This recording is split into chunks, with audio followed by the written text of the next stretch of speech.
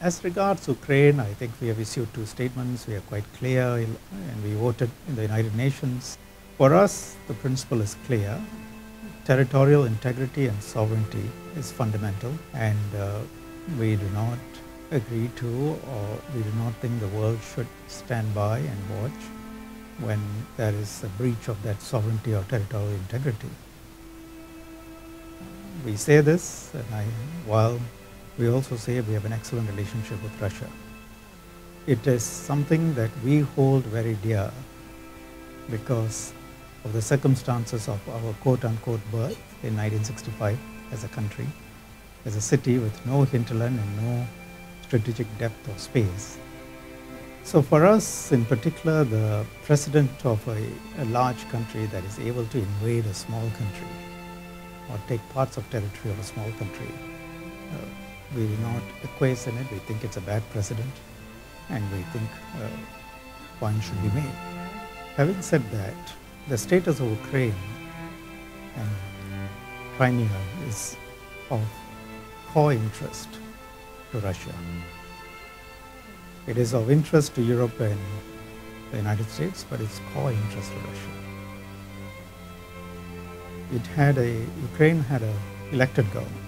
When everyone was cheering on the people in Kiev to overthrow the government, there needed to be some strategic thinking as well as to what will happen if the government in Ukraine was thrown out and a new pro-Western government was installed. Was there a risk that Russia may react? I'm not saying that anyone could have said Russia will react, but was there a risk that Russia may react? The answer is, of course, that's a risk. And the next question is, if there was such a risk, what was Europe prepared to do?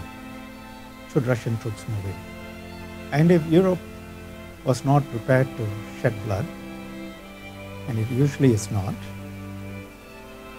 then what would have been the statesman-like thing to have done up front? Now, is all of this hypothetical? No, it played out in the early 1990s. George Bush Sr., who was a statesman, went over and said to Ukraine,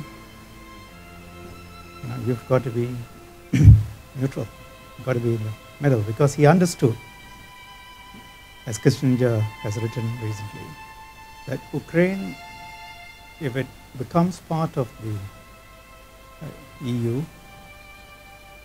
that is not something that Russia can countenance easily.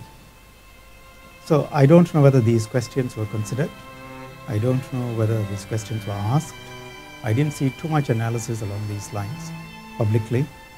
But my assumption is, given that we are dealing with extremely smart people in all the capitals of Europe and Washington, all these questions were asked and answered, in which case I'm perplexed as to why we are here today.